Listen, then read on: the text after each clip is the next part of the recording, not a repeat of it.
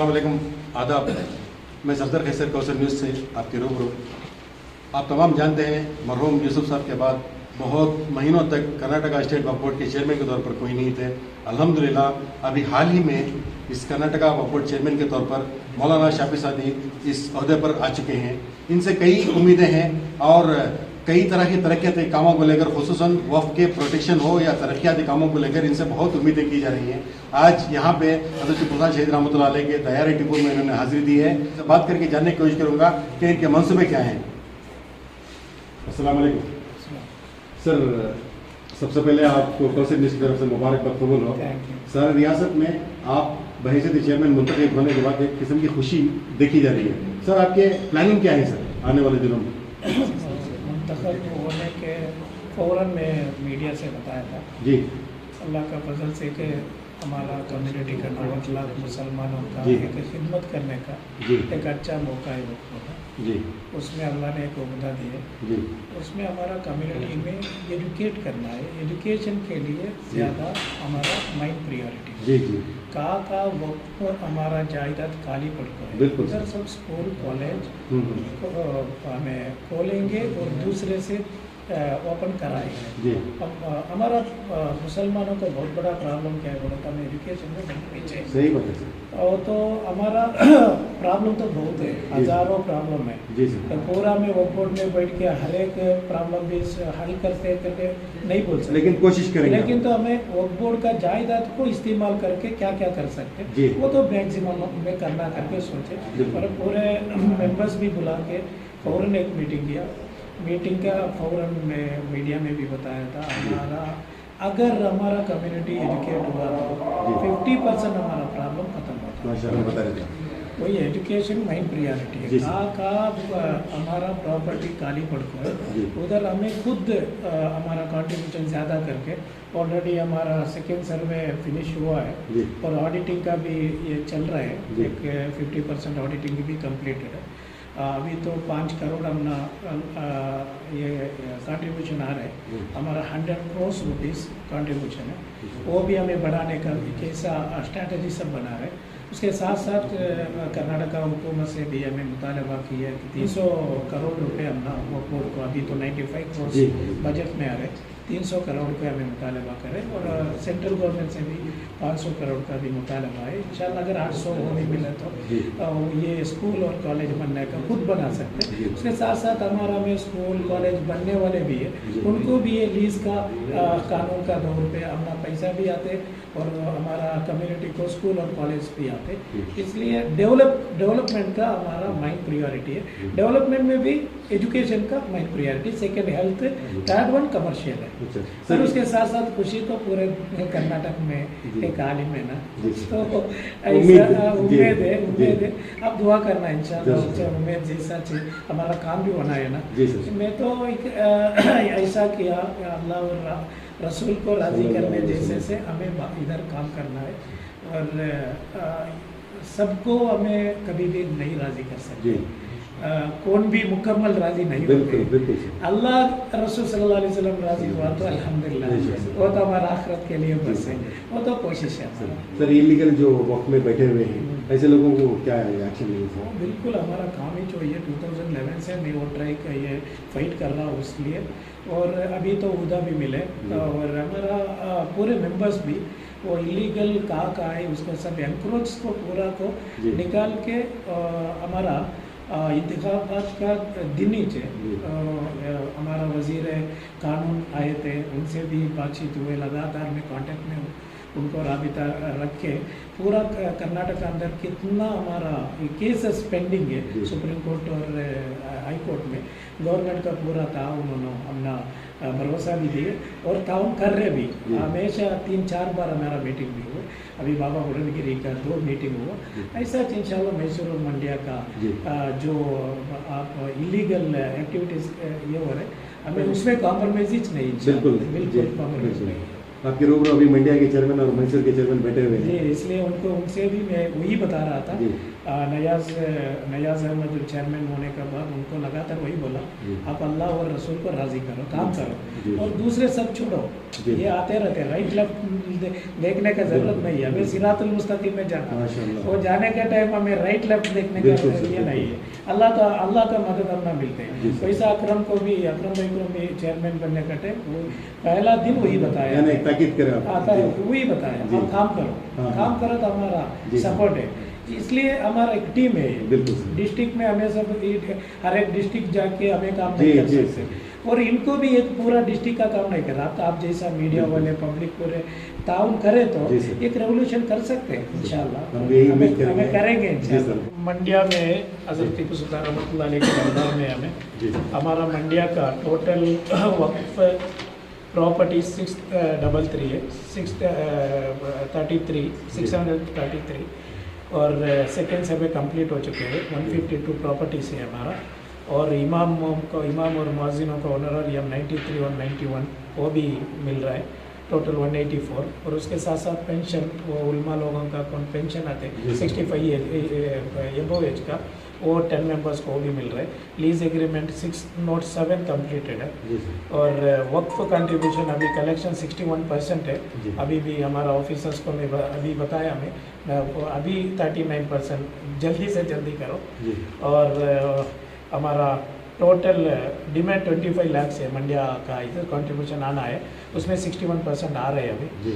और टिप्पू एस्टेट ये वक्फ प्रॉपर्टीज उसमें भी एक 50 इंस्टीट्यूशन है इधर। जी। चल आप सब ये टिप्पू एस्टेट को ज़रा डेवलप करने का कोशिश है। जी। आपको मालूम है आर्कोलॉजिकल डिपार्टमेंट और हमें मिलके करना है। ये ज़रा सेंसिटिव इशू सब आते हैं, बिल्कुल। वो सब पब्लिक को आप लोग बताना है। बिल्कुल, बिल्कुल। सर एक आखिरी सवाल है सर। सर जब आप आर्कियोलॉजी की बात कर रहे जी। हैं तो ये मस्जिद अल्लाह यहाँ जो बस स्टैंड के बिल्कुल करीब है, वहाँ पे हनुमान जयंती लेकर बहुत ही फसाद बनाने की कोशिश कर रहे हैं। आर्कियोलॉजी डिपार्टमेंट पूरा साथ है और वो यहाँ का एस्टेट जो है वक्फ का एस्टेट है का यहाँ से बहुत से एप्लीकेशन गए हैं, डीसी तक को बताए हैं, फिलहाल रुक कर है। सर मेरा समझ है कुछ लोग ये चाह रहे हैं कि मस्जिद आला के बाहर CCTV कुछ लगाएंगे तो ऐसे कुछ शरारत होगी तो हमें पता चलेगा। तो मैंने इन जिम्मेदारों से बात की मस्जिद आला के। हमें पूरा कर्नाटक थ्रू आउट कर्नाटक हमारे इंस्टीट्यूशन जी। को ऑलरेडी सर्कुलर इशू कर को है। अच्छा। CC कैमरा हर एक नहीं सर, ये आर्कियोलॉजी वाले नहीं दे रहे सर, आर्कियोलॉजी वाले को लगाना है। जी। और आपको मालूम है अभी बीजापुर में भी कुछ जी। आर्कियोलॉजिकल जी। डिपार्टमेंट और अपना जी, जी, जी। डिस्प्यूट चल रहा है और आर्कियोलॉजिकल का डायरेक्टर जी। और हमारा रेवेन्यू मिनिस्टर जी। और लॉ मिनिस्टर जी। बैठ के एक मीटिंग हमें सेट कर रहे हैं इंशाल्लाह। Thank you. कहाँ डिस्प्यूट है जी। वो सॉल्व करने का मैं कोशिश कर रहा इंशाल्लाह हूँ। Sir, thank you.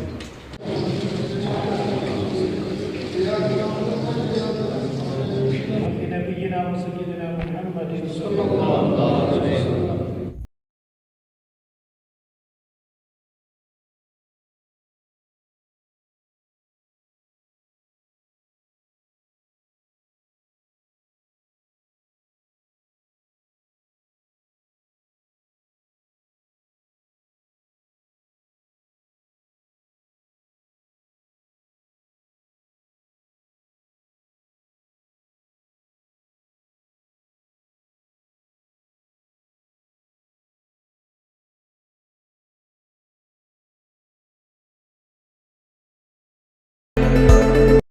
Kaudi Maulana NKM Tati साहब चेयरमैन कर्नाटका स्टेट वक्फ बोर्ड में अभी इंशाल्लाह आगे की कार्रवाई शुरू होगी।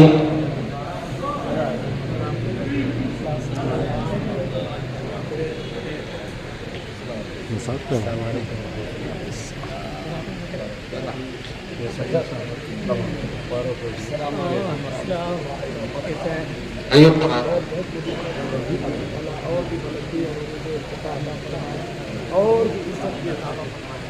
आप बराए मेहरबानी सब अपनी अपनी जगह तशरीफ रखें।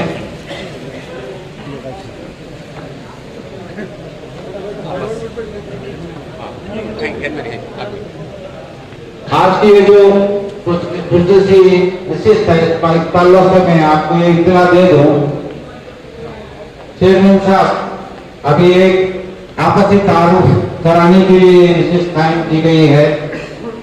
अभी वेलकम के बाद में आप तकरीर फरमाएंगे। शहर मैसूर में इतना अच्छा कामयाब जलसा हमारे अकरम साहब की खिदमत में जो हुआ है, इनके लिए मैं बहुत शुक्रगुजार हूँ।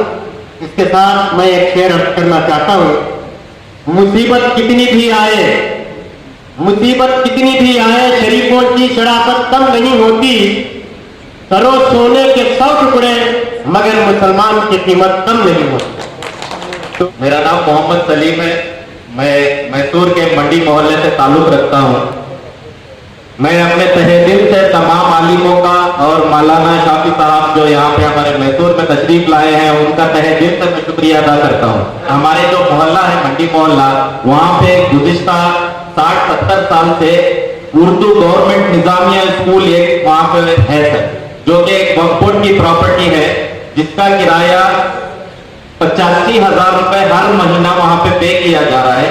अभी हमारे मैसूर के वक्फ बोर्ड के जो ऑफिशियल्स है, उन्होंने कोई एक ऐसा रेट प्रिपेयर करके उसका किराया 85,000 से 1,45,000 कर दिया गया है, जिसकी वजह से जो बीईओ है, जो ब्लॉक एजुकेशनल के जो ऑफिसर्स है, उन्होंने ये तय किया है कि इस स्कूल को मर्ज कर दिया जाए किसी और स्कूल के साथ। यहाँ से सर पिछले 60-65 साल से यहाँ से पढ़े हुए, तालीम लिए हुए हमारे मुसलमान लोग IAS, KAS और पता नहीं दीगर ऐसे कई ऑफिसर बन चुके हैं सर। इस स्कूल को बचा के दे हमें, इस स्कूल को मर्ज ना किया जाए। ये एक तारीखी स्कूल है। We have spoken to the PEO, they have agreed for 5,000 or 10,000 increment on that rate, they are ready to pay for that. शिया मसीदी नेम बाय अंजुमने जाफरिया, there we have been planned as RO plant, Mysore City Corporation, and we have been utilizing constructing one RO plant in the premises of Masjid Jafariya with the permission of the elected committee. Not the selected sir, it was an elected committee. Right now it has been dissolved. The new committee has to be formed. So the work has been started on the August of 23rd. We have been produced a letter on requestation of the NOC letter from the work board, because 1 or 2 person has claimed that it is not a right place to put an RO plant over there. But sir, we have been taken an initiate over there. कम से कम मस्जिद अंजुमने जाफरिया मस्जिद के अतराफ के 400 से 500 घरों को पीने का पाक और साफ पानी मिलेगा। Request with you sir, please approve the RO plant. 90% the construction has been completed sir. You can see the photo. We have not disturbed any of the building structure or anything. The construction has been completed sir. Shafi सादी साहब, आपको अल्लाह तबारक व तआला सेहत दे, बरकत दे। मेरी गुजारिश ये है कि वक्त जो अल्लाह की मलकियत है, यहाँ पर आप यहाँ से श्रीरंगापट्टनम जाते हुए एक आपको जगह मिलेगी जिसका नाम बम्बू अग्रारा है। उस बम्बू अग्रारा की जो जमीन है वो तकरीबन 5 एकड़ 35 गुंठे जमीन है। उसका पंचायत से लेकर DC और यहाँ तक के श्रीरंगापट्टनम कोर्ट और हर जगह पर जो है इसके पूरे कागजात सही होने के बावजूद इसके तामीरी काम को जो है रोका जा रहा है। और हमारी सरजमीन पर तकरीबन 50 पर 2 आदमियों ने मकानात बना लिए हैं। DC को और पुलिस को बराबर जो है इत्तला करने के बावजूद हमारा काम को रोका जा रहा है।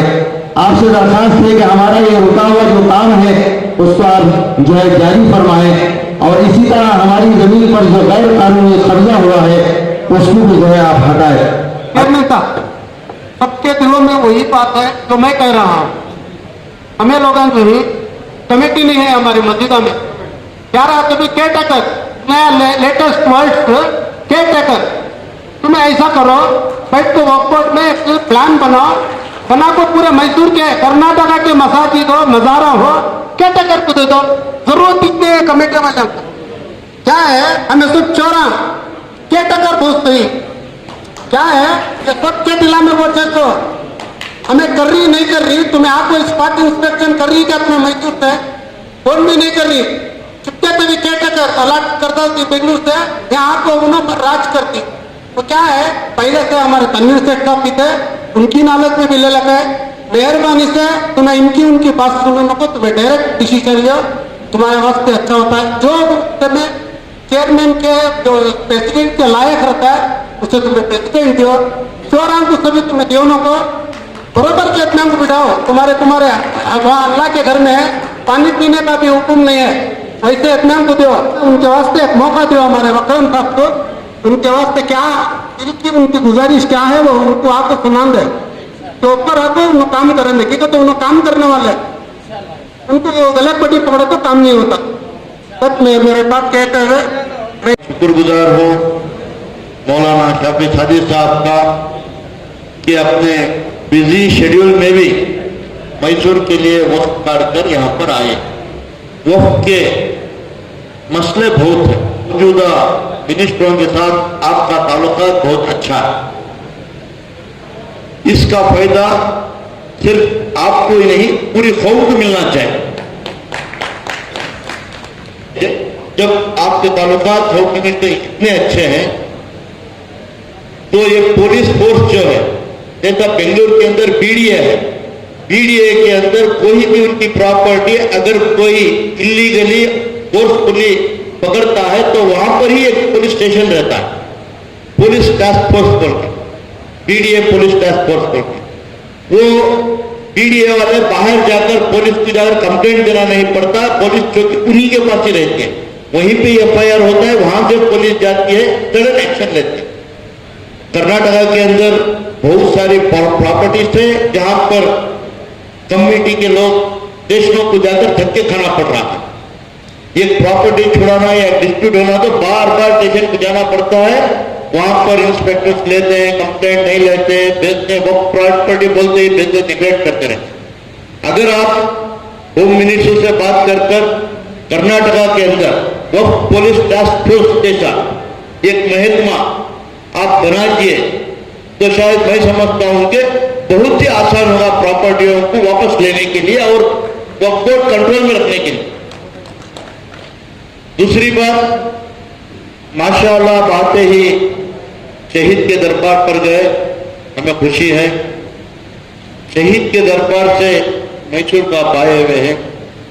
अगर इसके साथ साथ अगर वहां से आते हुए एक बंबूर अग्रारा बोलकर एक मदरसा है वहां पर रास्ते में, अगर उस मदरसे को एक हाजिरी दे देते तो मैं समझता हूं उससे ज्यादा खुशियां में होती, क्योंकि उस मदरसे की हालत वहां पर जो आसपास के गांव वाले जो तकलीफ दे रहे हैं, उस मदरसे हमारी प्रॉपर्टी है 2-2.5 एकड़ शायद मंडिया को जमती है वो, आप प्लीज वहां पर जाकर विजिट कीजिए, वहां पर विजिट कर जो तकलीफ उठा रहे हैं, अभी हमारे मौलाना ने बताया था, तो उसके बारे में तवज्जो देकर आप उसको आजादी में एक दिन डीसी से बात करना पड़ता है, वहां के पुलिस मंड्या जिले के एसपी से भी बात करना पड़ता है और फोर्स लगाकर वो काम करना पड़ता है अगर हमारी जगह हमें लेना रहा। तो ऐसा ही मैसूर को आए तो अग्रार बोलकर हमारा एक इलाका है, बसवेश्वर रोड, रामानुजा रोड जिसे बोलते हैं, वहां पर 6 एकड़ जगह हमारे ऐसे ही खबरस्तानियां पड़ी हुई। अगर हम उस जगह को आप आकर गैर कानूनी दबदबा है, वहां पर कोई डेवलपमेंट करने नहीं देते, घुसने नहीं देते, बार बार कारपोरेशन से या आसपास के लोगों ने आकर इनक्रोच करने की कोशिश करते हैं। हम तकरीबन मैं कहता हूं कि हर 3-4 महीने में एक बार पुलिस को फोन करना पड़ता है, हम गलाटा करना पड़ता है, ऐसा रहता है। इवन कांपाउंड पर भी दाने नहीं दे रहे। आप हुकूमत के साथ तालमेल आपका अच्छा है, अगर हुकूमत को साथ लेकर वहां से अगर ये कोशिश करे तो मैं समझता हूँ बसवेश्वर रामानुजा रोड का कब्रिस्तान की जगह जो है हमें 6-6.5 एकड़ जगह हमें वापस मिल सकती है। अगर आप उस जगह का मुआयना करते हुए अगर लिस्ट पर या कुछ भी टेंडर बुलाकर दे तो मैं समझता हूँ मैसूर के अंदर सिर्फ आप एजुकेशन की बात किए, एजुकेशन के साथ साथ जो बीमार हैं उनके लिए भी हम पैसा वहां से लेकर खर्च कर सकते हैं। करता हूं कि नेक्स्ट मैसूर के लिए 1 दिन या 2 दिन का टूर डालिए, आप यहीं पे रहिए, 1 दिन रहकर यहाँ के जो भी मसले मसाइल हैं एक एक कर सुनकर जिसे आप हल कर सकते हैं उसको हल कीजिए, उसके आपके साथ हम भी खड़ेंगे साहब। डेटा हमारे पास है, बीमार रहना मालूम है, कोर्ट में बोल के देने की जरूरत नहीं है। 20 साल से वही काम है हमें, अभी इलाज करना है। इलाज क्या है हमारा? वक्फ बोर्ड का जायदाद को स्कूल, कॉलेज, वैसा यूनिवर्सिटी बनाना है। मैसूर बहुत अच्छा होता है, इसलिए हजरत टीपू सुल्तान रहमतुल्लाह अलैह का सरजमीन है मैसूर, मंडिया और मैसूर, इसलिए इंशाअल्लाह हमें मिलकर काम करेंगे। जो ये सोशल मीडिया में आता है और दूसरा सब बात वो सब छोड़िए, उसको ಅದಕ್ಕೆಲ್ಲ ನೀವು ಗಮನ ಕೊಟ್ಟರೆ ನಮ್ಮ ಕೆಲಸ ಎಲ್ಲೂ ಆಗಲ್ಲ. ನಾನಂತೂ ಗಮನ ಕೊಡೋದೇ ಇಲ್ಲ. ಇವತ್ತೊಂದು ಪೋರ್ಟಲ್ ಬಂತು, ನಿನ್ನೆ ಒಂದು ಬೇರೆ ಬಂತು, ಆ ಪಕ್ಷದವರು ಈ ಪಕ್ಷದವರು ಅಂತ. ಅದೇ ರೀತಿಯಲ್ಲಿ ಅವರು ಇವರು ಬೇರೆ ಬೇರೆ ಬೇರೆ ಎಲ್ಲ ಪೋರ್ಟಲ್ಗಳೆಲ್ಲ ಬರ್ತಾ ಇದೆ. ನಾನಂತೂ ಗಮನ ಕೊಟ್ಟಿಲ್ಲ, ಯಾಕಂದ್ರೆ ಅಲ್ಲಿಯೇ ಗಮನ ಕೊಟ್ಟರೆ ಇರುವಂತಹ ಟೈಮಲ್ಲಿ ಬೇರೆ ಏನು ಕೆಲಸ ಮಾಡಲಿಕ್ಕೆ ನಮಗೆ ಸಾಧ್ಯವೂ ಇಲ್ಲ. ಒಂದು ಉಲಮಾ ವಿಭಾಗ, ಮತ್ತೊಂದು ಅಮಾಯಿದೆ ದೀನ್, ನಮ್ಮ ಮಸೀದಿಯ ಜಿಮ್ಮೆದಾರರು, ಅದೇ ರೀತಿಯಲ್ಲಿ ವಕ್ಫ್ ಬೋರ್ಡ್ನ ಜಿಮ್ಮೆದಾರರು, ಇವರೆಲ್ಲ ಉಮರಾ ನಾಯಕರು ಒಟ್ಟಿಗೆ ಎರಡು ಕಣ್ಣಾಗಿ ಕೆಲಸ ಮಾಡಬೇಕು. ಉಮರಾ ಉಲಮಾ ಒಂದು ಇತ್ತಿಫಾಕಿನ ಅಗತ್ಯ ಇಲ್ಲಿದೆ. ಆ ಇತ್ತಿಫಾಕ್ ಇತ್ತಿಹಾದಿನಿಂದ ಮುಂದುವರಿಬೇಕು. ಅದರೊಟ್ಟಿಗೆ ನಾನು ವಕ್ಫ್ ಬೋರ್ಡ್ ಅಲ್ಲಿ ಕಳೆದ 10 ವರ್ಷಗಳಿಂದ ಇದ್ದೇನೆ. ಈ 10 ವರ್ಷಗಳಲ್ಲೂ ಅಲ್ಲಿ ಗಲಾಟೆಗಳು, ಗದ್ದಲಗಳು ಕೇಳಿದ್ದೇನೆ ವಿನಃ ಬೇರೆ ಯಾವುದೂ ಇಲ್ಲ. ಸಾಬ್ ಅಚ್ಚಾ ನಹೀ ಸಾಬ್, उन्हों चोर है साहब, उन्हों काको है साहब, उन्हों काय है साहब, उन्हों पिए साहब, हमें अच्छा है साहब, हमारा कमेटी बनाओ साहब. इन्हों खाते भी नहीं, पीते भी नहीं, परिश्ते इन्हों आके वही सच बोलते. उन्हों काय साहब, इन्हों पिए, फिर क्या करना? हम ना बनाओ साहब. 3 साल के बाद इन्हों चाहते आके साहब उन्हों काय साहब, उन्हों पिए. ये ಕಾಯೆ ಪಿಯೆ ಇದೇ ಹೇಳ್ತಾ ಇರುವುದಲ್ಲದೆ ಯಾರಾದ್ರೂ ಡೆವಲಪ್ಮೆಂಟ್ ಬಗ್ಗೆ ಮಾತನಾಡೋರು ತುಂಬಾ ಕಡಿಮೆ ಇದ್ದಾರೆ. ಆದ್ರಿಂದ ನನಗೆ ಹೇಳಲಿಕ್ಕಿರೋದು, ಕಮಿಟಿ ಈಸಾ ಮೂಸಾ ಯಾರಿದ್ರು ನಾವೇ ಬರಬೇಕು. ವಕ್ಫ್ ಬೋರ್ಡಲ್ಲಿ ಬೇರೆ ಯಾರು ಬರಲ್ಲ, ರಾಮನು ಬರಲ್ಲ, ಶ್ಯಾಮನು ಬರಲ್ಲ. ಈಸಾ ಇಲ್ಲದಿದ್ರೆ ಮೂಸಾ, ಮೂಸಾ ಇಲ್ಲದಿದ್ರೆ ಇಬ್ರಾಹಿಂ, ಇಬ್ರಾಹಿಂ ಇಲ್ಲದಿದ್ರೆ ಮೊಹಮ್ಮದ್. ಇದಕ್ಕೆ ಜಟಾಪಟಿ ಬಿಟ್ಟು ನಮ್ಮ ಕಮ್ಯುನಿಟಿಗೆ ಹೇಗೆ ನಾವು ಡೆವಲಪ್ ಮಾಡಬೇಕು ಅದರ ಬಗ್ಗೆ ಗಮನ ಕೊಡಬೇಕಾಗಿದೆ. ನಿಮ್ಮೆಲ್ಲರ ಸಹಕಾರ ತುಂಬಾ ಅಗತ್ಯವಿದೆ. ಇನ್ಶಾಅಲ್ಲಾಹ್ ಕರ್ನಾಟಕ ವಕ್ಫ್ ಬೋರ್ಡ್ ಅಲ್ಲಿ ಒಂದು ಬದಲಾವಣೆ ತರುವ ನಿಟ್ಟಿನಲ್ಲಿ ಎಲ್ಲ ನಾಯಕರೊಂದಿಗೆ, ಎಲ್ಲ ರಾಜಕೀಯ ಪಕ್ಷದ ನಾಯಕರೊಂದಿಗೂ ಚರ್ಚಿಸಿದ್ದೇನೆ. ಮಾನ್ಯ ಮುಖ್ಯಮಂತ್ರಿಗಳು ಎಲ್ಲ ಭರವಸೆ ಕೊಟ್ಟಿದ್ದಾರೆ. ನಮ್ಮ ಮಂತ್ರಿಗಳಾದಂತಹ ಶಶಿಕಲಾ ಜೊಲ್ಲೆ ಅವರು ಈಗಾಗಲೇ ನಮ್ಗೆ ಎಲ್ಲ ಭರವಸೆ ಕೊಟ್ಟಿದ್ದಾರೆ. 300 ಕೋಟಿ ರೂಪಾಯಿ ನಾವು ಮುಖ್ಯಮಂತ್ರಿ ಅವರೊಂದಿಗೆ ಬಜೆಟ್ ಕೇಳಿದ್ದೀವಿ. 95 ಕೋಟಿ ಇಷ್ಟ ತನಕ ಇದೆ, ಅದು ಕೊಡುತ್ತೇನೆ ಅಂತ ಸಕಾರಾತ್ಮಕವಾಗಿ ನಮ್ಗೆ ಪ್ರತಿಕ್ರಿಯಿಸಿದ್ದಾರೆ. ಕೇಂದ್ರ ಸಚಿವರು 500 ಕೋಟಿಗಾಗಿ ನಮ್ಮ ಶಶಿಕಲಾ ಜೊಲ್ಲೆ ಅವರು ಅಲ್ಲೂ ಮನವಿ ಮಾಡಿದ್ದಾರೆ ವಕ್ಫ್ ಪ್ರಾಪರ್ಟಿಯ ಅಭಿವೃದ್ಧಿಗಾಗಿ. ಅದು ನಮ್ಗೆ ಸಿಕ್ಕಿದ್ರೆ ಇನ್ಶಾಅಲ್ಲಾಹ್ ಒಳ್ಳೆ ಒಂದು ಅಭಿವೃದ್ಧಿ ಆಗ್ಬಹುದು. ಅದರೊಟ್ಟಿಗೆ ಕಾಂಟ್ರಿಬ್ಯೂಷನ್ ನಮ್ಗೆ ತುಂಬಾ ಕಡಿಮೆ ಬರ್ತಾ ಇದೆ, ಯಾರು ಲೆಕ್ಕ ಚೆನ್ನಾಗಿ ತೋರಿಸ್ತಾ ಇಲ್ಲ. ಅದಕ್ಕಾಗಿ ನಾವು ಆಡಿಟಿಂಗ್ ಅನ್ನು ಈಗಾಗಲೇ ರಾಜ್ಯದಾದ್ಯಂತ ಆಡಿಟಿಂಗ್ ಮಾಡ್ತಾ ಇದ್ದೇವೆ, ಆಡಿಟರ್ ಅನ್ನು ನೇಮಕ ಮಾಡಿದ್ದೇವೆ. ಅದರಕ್ಕೂ ನೀವು ಸಂಪೂರ್ಣವಾಗಿ ಸಹಕರಿಸಬೇಕು. ಆಡಿಟಿಂಗ್ ಸರಿಯಾದರೆ ಈಗ ನಮ್ಮಲ್ಲಿ ಇರುವುದು ಬರೀ 5 ಕೋಟಿ ರೂಪಾಯಿ, 4 ಕೋಟಿ 80 ಲಕ್ಷ ರೂಪಾಯಿ ಮಾತ್ರ ನಮಗೆ ಕಾಂಟ್ರಿಬ್ಯೂಷನ್ ಬರ್ತಾ ಇದೆ. ಒಂದು ವೇಳೆ ಒಳ್ಳೆಯ ಲೆಕ್ಕ ಪರಿಶೋಧನೆ ಎಲ್ಲ ಆಗಿ ನಮಗೆ ಬಂದರೆ 100 ಕೋಟಿ ರೂಪಾಯಿ ನಮಗೆ ವಕ್ಫ್ ಬೋರ್ಡ್ಗೆ ಬರುತ್ತದೆ. ಆ ಆದಾಯ ನಮ್ಮ ಕಮ್ಯುನಿಟಿಯಲ್ಲಿ ಅಂತ ಬಡವರ ಅವರ ವಿದ್ಯಾಭ್ಯಾಸಕ್ಕಾಗಿ, ಶೈಕ್ಷಣಿಕ ಅಭಿವೃದ್ಧಿಗೆ ನಮಗೆ ಮೀಸಲಿಡಬಹುದು. ಈ ನಿಟ್ಟಿನಲ್ಲಿ ನಮ್ಮ ಅಧಿಕಾರಿಗಳೊಂದಿಗೆ ನೀವೆಲ್ಲರೂ ಸಹಕರಿಸಬೇಕು. ಅಧಿಕಾರಿಗಳ ಬಗ್ಗೆಯೋ ಅಥವಾ ಇನ್ನಿತರ ಯಾವುದೇ ಕಂಪ್ಲೇಂಟ್ಗಳು ನಿಮಗಿದ್ದರೆ ನೇರವಾಗಿ ನಮ್ಮನ್ನು ನೀವು ಸಂಪರ್ಕಿಸಬಹುದು. ಅಭಿವೃದ್ಧಿ ಪಥ ಮಾತ್ರ ಆಲೋಚನೆ ಮಾಡಿ. ನಮ್ಮ ಕಮ್ಯುನಿಟಿ ಇತ್ತಿಫಾಕಲ್ಲಿರ್ಬೇಕು, ಇತ್ತಿಹಾದಲ್ಲಿರ್ಬೇಕು. ನಾವು ತುಕಡೆ ಆಗಬಾರ್ದು. ನಾವು ಯಾವತ್ತೂ ನಾವು ಇತ್ತಿಫಾಕ್ ಅದಾಗಿದೆ ಅತಿ ದೊಡ್ಡ ನಮ್ಮ ಶಕ್ತಿ. ಆ ಶಕ್ತಿ ಯಾವತ್ತು ನಾವು ಬಿಟ್ಟು ಕೊಡುತ್ತೇವೆಯೋ ಅಲ್ಲಿ ನಮ್ಮೆಲ್ಲವೂ ಈಮಾನು ಯಾವುದೂ ಇರುವುದಿಲ್ಲ. ಆದ್ದರಿಂದ ನಾವೆಲ್ಲರೂ ಇತ್ತಿಫಾಕಿನಿಂದ, ಐಕ್ಯದಿಂದ ಇರಬೇಕು. ಸಣ್ಣ ಪುಟ್ಟ ವಿಚಾರಗಳು ಬರ್ತದೆ, ಮಸೀದಿಯಲ್ಲಿ ಬರ್ತದೆ, ದರ್ಗಾದಲ್ಲಿ ಬರ್ತದೆ, ಅದು ನಮ್ಮ ಮನೆಯಲ್ಲೂ ಇರ್ತದೆ, ಅಣ್ಣ ತಮ್ಮಂದಿರಡೆಯಲ್ಲೂ ಇರುತ್ತೆ. ಆ ಸಣ್ಣ ಪುಟ್ಟ ವಿಚಾರಗಳನ್ನೇ ವೈಭವೀಕರಿಸಿ ಅದನ್ನೇ ಕೋರ್ಟು ಕಚೇರಿಗಳಿಗೆ ತಲುಪಿಸಿ ಲಕ್ಷಾಂತರ ರೂಪಾಯಿ ನಮ್ಮನ್ನು ಖರ್ಚು ಮಾಡುವಂತ ನಮ್ಮ ಸಮಯ, ಎನರ್ಜಿ ಆ ಖರ್ಚು ಮಾಡುವುದಕ್ಕೆ ಯಾರು ಹೋಗಬೇಡಿ. ಇತ್ತಿಫಾಕಿನಿಂದಿರಿ, ಉಲಮಾಗಳ ನಾಯಕತ್ವದಲ್ಲಿ ಮುಂದುವರಿಯಿರಿ ಅಂತ ಹೇಳುತ್ತಾ ಈ ಒಂದು ಕಾರ್ಯಕ್ರಮ ಮಾಡಿದಂತಹ ನಮ್ಮ ಜಿಲ್ಲಾ ನಮ್ಮ DWSC ಸಮಿತಿಯವರಿಗೆ ಅಧ್ಯಕ್ಷರಾದಂತಹ ಅಕ್ರಮ್, ಅದೇ ರೀತಿಯಲ್ಲಿ ಇದಕ್ಕಾಗಿ ಎಲ್ಲ ವ್ಯವಸ್ಥೆ ಮಾಡಿದಂತಹ ನಮ್ಮೆಲ್ಲ ಸ್ನೇಹಿತರು, ನಮ್ಮ ಜಮೀಲ್ ಅಶ್ರಫಿ ಅವರು, ಅದೇ ರೀತಿಯಲ್ಲಿ ಅಲ್ಹಮ್ದುಲಿಲ್ಲಾಹ್ ತುಂಬಾ ಎಲ್ಲರನ್ನು ಕರೆದು ಹಲವಾರು ಮುತವಲ್ಲಿಗಳು, ಪದಾಧಿಕಾರಿಗಳೆಲ್ಲ ಬಂದಿದ್ದಾರೆ. ನಿಮಗೆಲ್ಲರಿಗೂ ಕೃತಜ್ಞತೆಯನ್ನು ಸಲ್ಲಿಸ್ತೇನೆ. ನನಗೆ ಸನ್ಮಾನ ಮಾಡಿದಂತ ಜಿಲ್ಲಾ ಸಮಿತಿ ಜಿಲ್ಲಾಧಿಕಾರಿಗಳು, ಅಧಿಕಾರಿಗಳು, ಅದೇ ರೀತಿಯಲ್ಲಿ ಬಂದಂತ ಎಲ್ಲ ಸಮಿತಿಯ ಪದಾಧಿಕಾರಿಗಳಿಗೆ ಹೃದಯಾಂತರಾಳದ ಕೃತಜ್ಞತೆಯನ್ನು ಸಲ್ಲಿಸುತ್ತಾ ಆಖಿರು ದಾವಾನಾ ಅನಿಲ್ ಹಮ್ದುಲಿಲ್ಲಾಹಿ ರಬ್ಬಿಲ್ ಆಲಮೀನ್. ಅಸ್ಸಲಾಮು ಅಲೈಕುಂ ವರಹ್ಮತುಲ್ಲಾಹಿ.